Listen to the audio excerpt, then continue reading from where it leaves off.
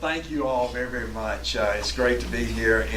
And listen, if I'd have known that the landlord of this facility was Bruce Thompson, I would have contributed something as I came here. That's right, you're not out of the door yet. Senator Thompson and I have had a wonderful, wonderful relationship, and I appreciate so much his leadership and obviously also making this facility available too. It's really an upgrade because the last time I met at the Bartow County GOP, we did not have carpet on the floor. So I mean, this certainly is a great attribute. But Lewis, thanks for having me very, very much. A great honor to be with you. And as I was driving in from Gainesville over this morning, I was thinking about obviously all that's going on in Washington, D.C. And I think Lewis made a beautiful point, an analogy of how we need to always be there to support our president, particularly on these conservative issues that he is making a significant impact on. We need tax reform desperately, and he is going to put it forward. And I am hopeful, very hopeful, that Congress will not do what they did on the Affordable Care Act or Obamacare, but they will do the right thing.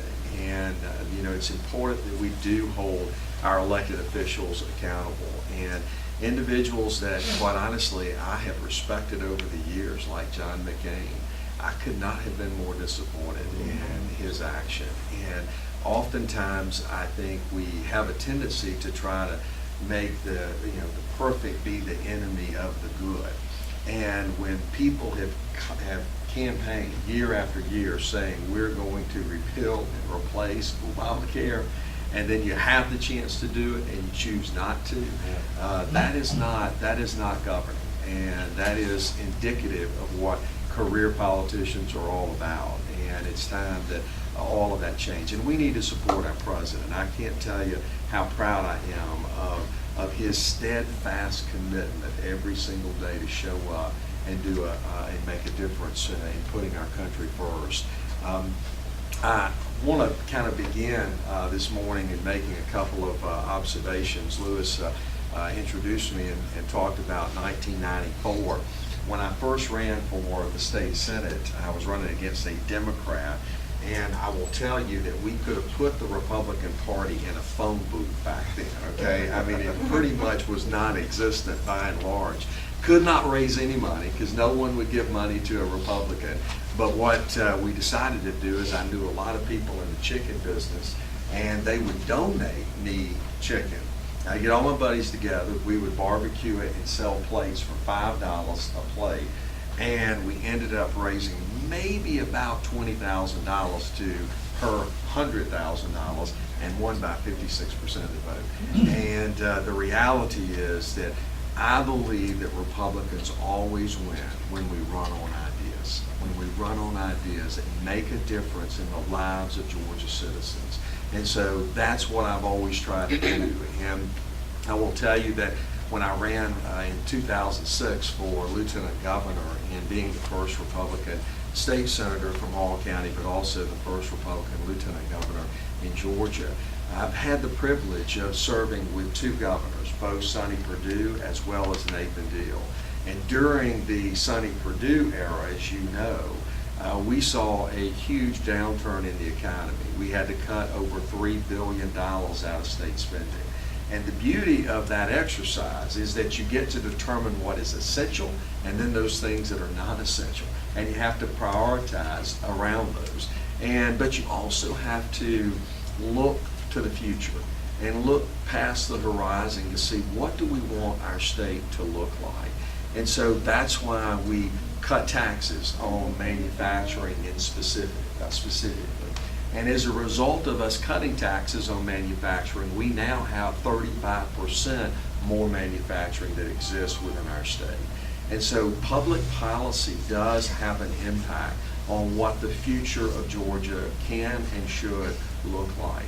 I'm going to pause for a moment to tell a quick little story that I find a little bit humorous, because when I first decided to run for lieutenant governor, I've always been a business guy. I bought my first business when I was 20 years old. and I got into banking and real estate. And when I was going to run for Lieutenant Governor in 2006, I was doing development and construction work.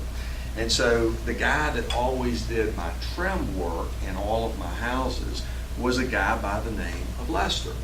And Lester was the kind of guy that was a salt of the earth individual. He would get there, work hard till everything was done. But Lester was one of those that subscribed to the theory of work hard, play hard. Okay, so y'all kind of get the idea of the image of Lester. I walk into the house and he's doing the trim work, putting things up, and I say, Lester, I got some great news for you. I said, I'm going to run for Lieutenant Governor. And Lester just kept his head down, kept putting up trim, almost as if he was showing me no attention. And at that point, I got a little bit frustrated because I didn't think Lester was very excited about me running for Lieutenant Governor. And so finally, before my feelings got hurt, I said, Lester, are you not excited about me running for Lieutenant Governor? Well, Lester finally pokes his head up and he says, why would you run for Lieutenant Governor when you could be sheriff? Lester had no idea what the Lieutenant Governor could do for him, but he knew what the sheriff could do for him, Jim, I'll tell you. And so he wanted to be very, very, very close to the sheriff. Kind of like Boyd Pettit back there.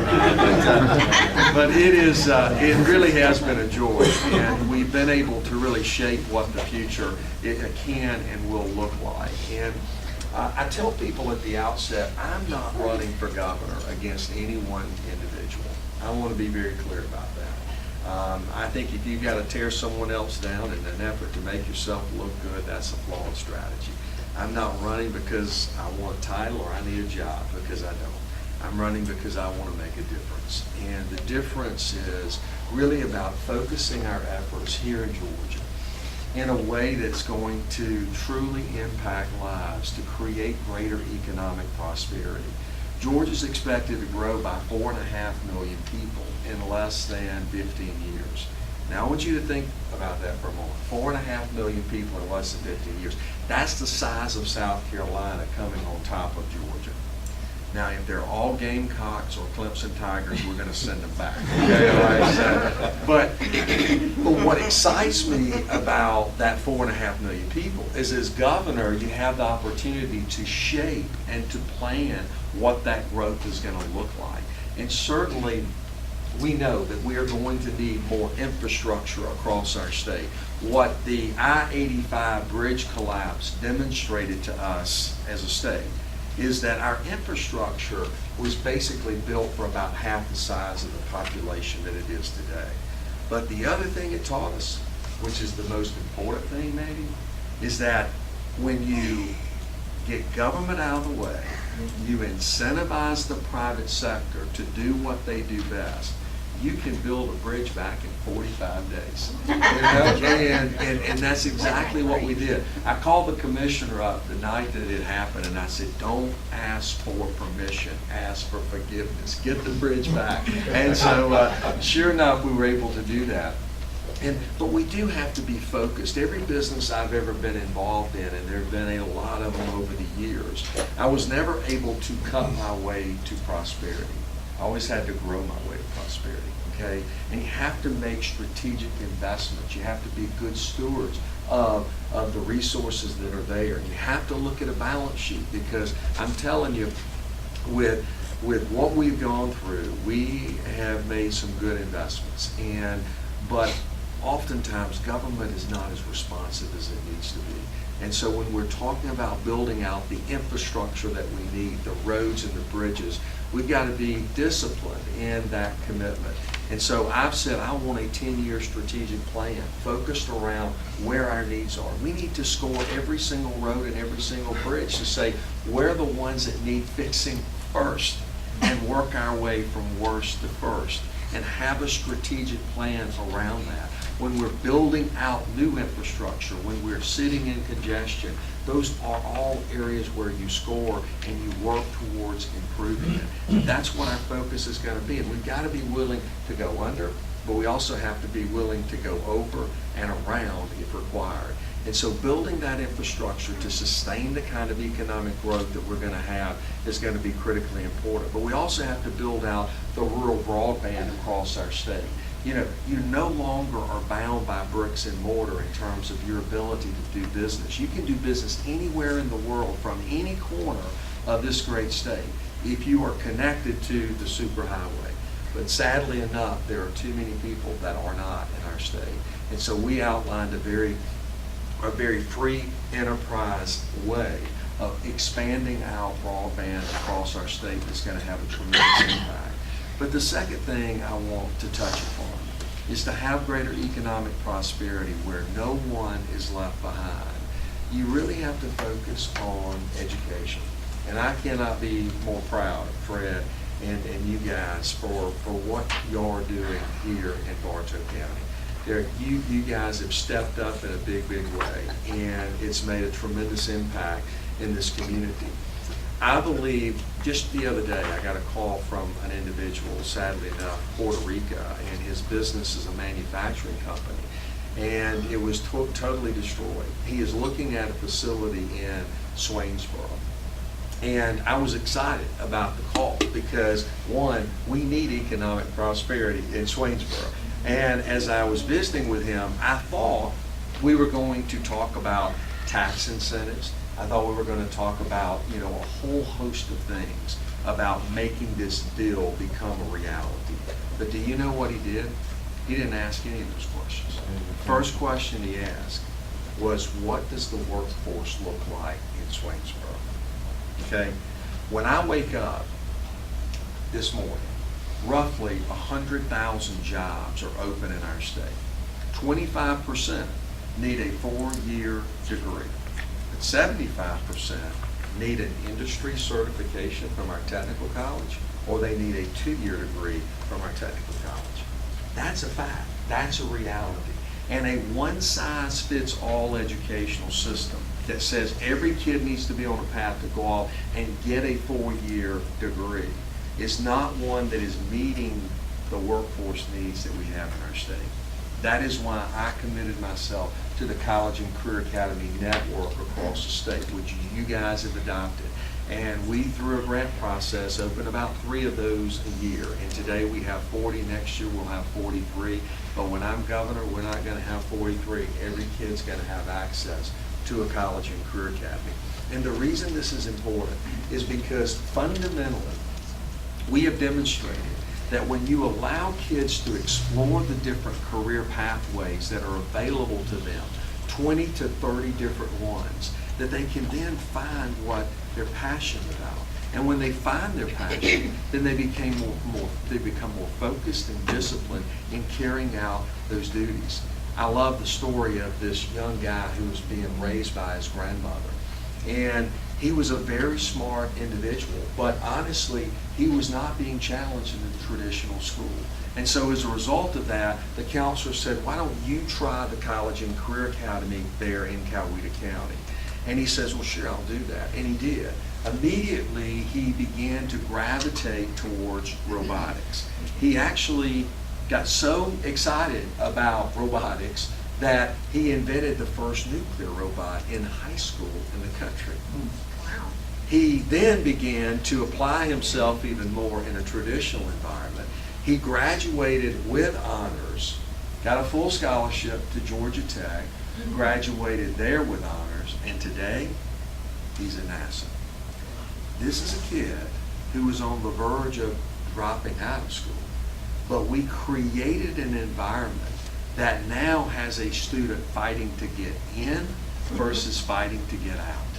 And I believe in choice. I believe in options. I believe in value added. That's what we as Republicans believe in, right?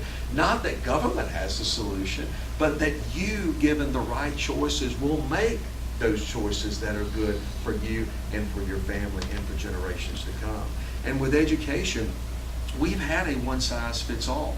I believe in an educational system that has, yes, an academic floor for all students to achieve, but within that floor there can be no cracks for students to drop between, but also no ceiling to hold any student back from going as far and as high as they want to go.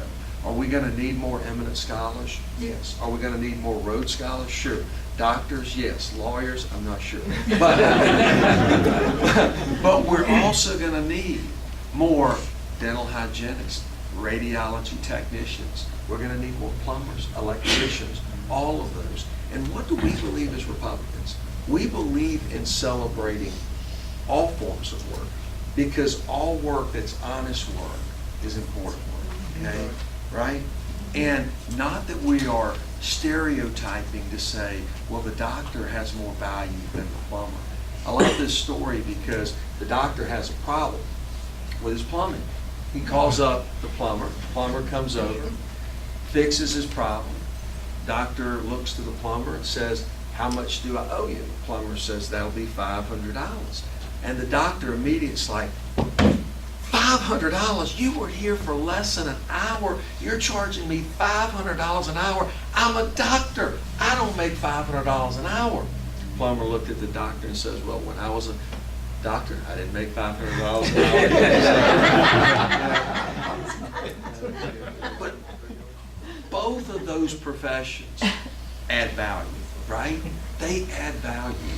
And what we can't have is we can't have the pendulum swinging so far in one direction to where, sadly enough, the kids are coming out with $150,000 or $200,000 worth of debt, okay, getting an entry-level position making $30,000 a year. What we want is we want the reverse. We want to be proactive. We want to give them the value proposition. We want to take a student that says, yes, I love working with my hands, and let me see all the career fields that are out there. And let's say it's being a lineman for Georgia Power. I met a guy that a couple of months ago that works for Georgia Power as a lineman. First year, he said, I'm on pace to make $100,000 a year. Okay? But think about the dental hygienist. We can get our high schools and our college and career academies that are coming out of there with industry certification as a dental hygienist making $40,000 a year. We can do it for radiology technicians. We can do it for pharmaceutical techs. We have one program that is Health IT in Decatur in our college and career academy that, guess what? It's a partnership with DeVry. And there's such a shortage. There's such a shortage in IT space in the healthcare sector. They're not making $30,000, $40,000, $50,000. They're making a minimum of $60,000 a year right out of high school with an associate's degree given to them through that college and career academy, through the partnership with DeVry. Now imagine what can happen if we begin making sure that we are aligning education with what industry needs are. What do? We create the pipeline that small businesses, existing businesses need to grow and prosper. And then we become an even greater beacon for more companies that say, this is where I want to be. I want to be in that place to where I can have the human capital I need to grow and be successful. A truck company buddy of mine the other day said, I said, what would it do? Could you take 100 truck drivers that were CDL prepared? He said, Casey, I could take 100. I said, what would that mean for your company? He said, 5X. I would be able to grow my company 5X. He said, my limitation is not going out and getting the business. My limitation is that I don't have the people qualified to fill the jobs that are necessary. This is our great challenge of our day. And we demonstrated through our college and career academies, we can move graduations from 70% to 95%. We've also shown that we can move income as a normal high school student from $16,000 to $32,000 minimum. Now what have we done? We've shown the value added to the student. And so we want to make sure that we are building a workforce that is second to none in this state. And we've got a plan that has demonstrated our ability to be able to do that. Now, are there challenges? There are. And part of that is Washington, D.C. We launched the first of its kind, a German apprenticeship program that's a 3-year program at the high school level. And do you know that DC, even though the president said through an executive order, you can do it, the Department of Labor says, no, you can't. You can't have a 15-year-old working in a manufacturing facility. So guess what I did? I called up folks and said, y'all need to come down to Georgia and we need to have a heart-to-heart. And we're in the process now, and it's going to happen to where we're going to be able to do it. But these are the challenges. But I will tell you, it is how we create greater value in the lives of Georgia citizens. And the last thing I want to touch on is, y'all supposed to stop at 10 o'clock, and I went, I've already gone late. But Jim took up all my time. Every now and then a Democrat comes out, you want to blame somebody else. But the last thing that I want to touch on is 25% of our kids today in Georgia live in poverty.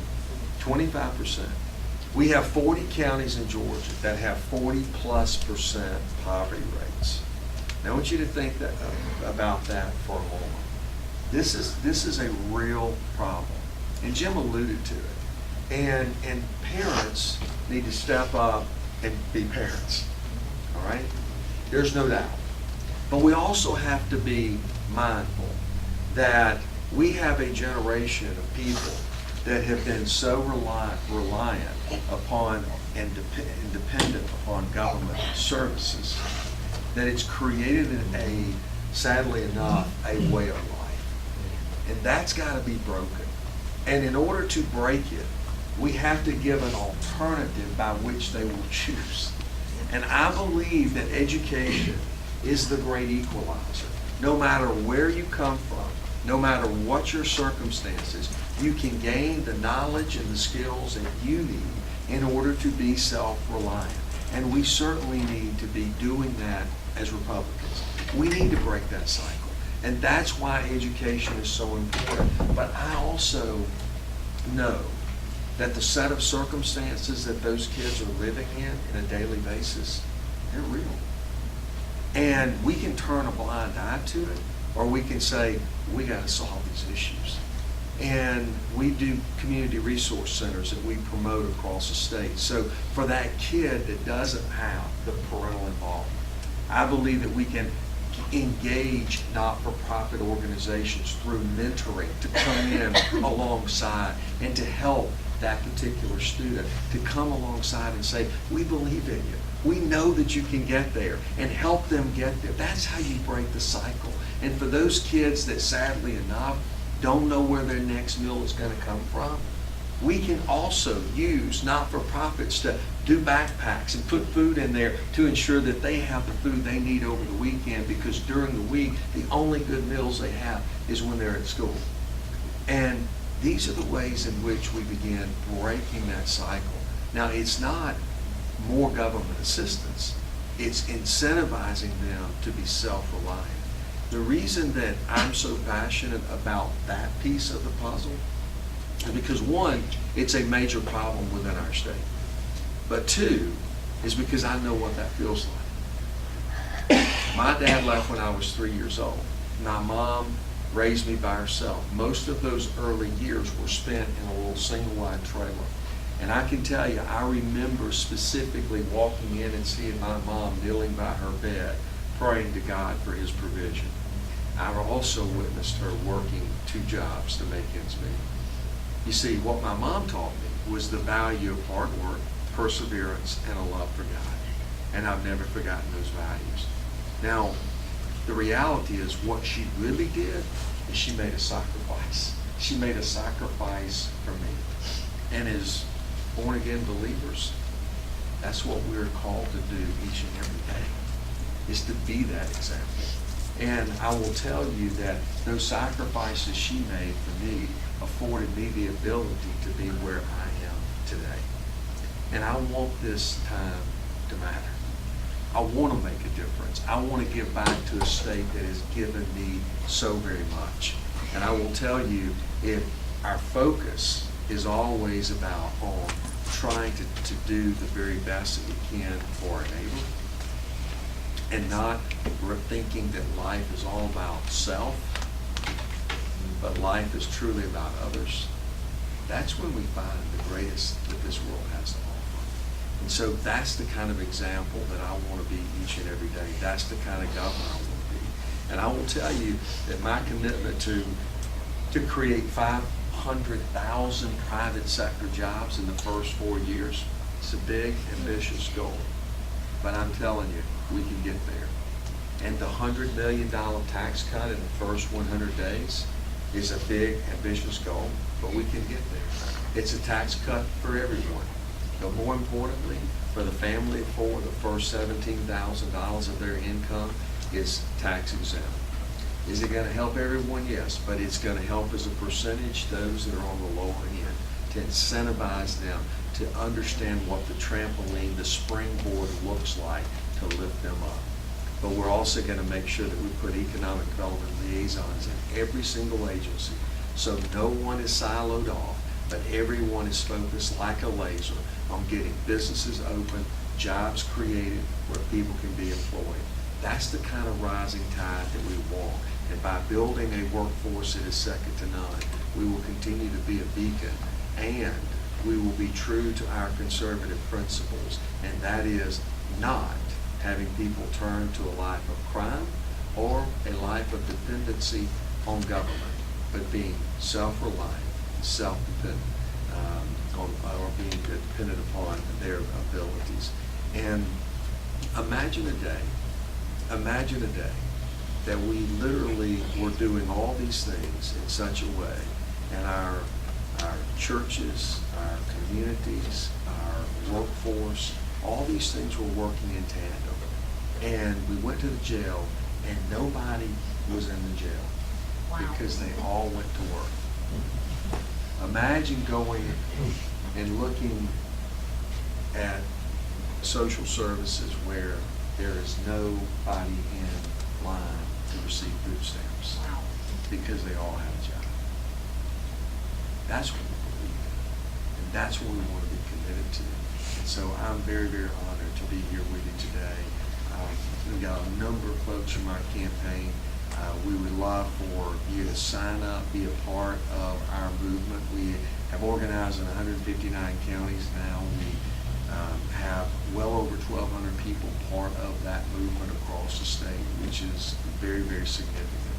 Our fundraising is going extremely well. Our polling is doing very well.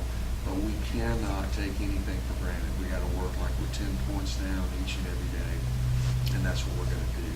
And so I appreciate so much you, and I appreciate Bartow County and what you guys have done. I can't tell you how impressed and how thankful I am that you guys are looking across the horizon and painting a picture of what can be, and it's all based on conservative principles. So thank you very much.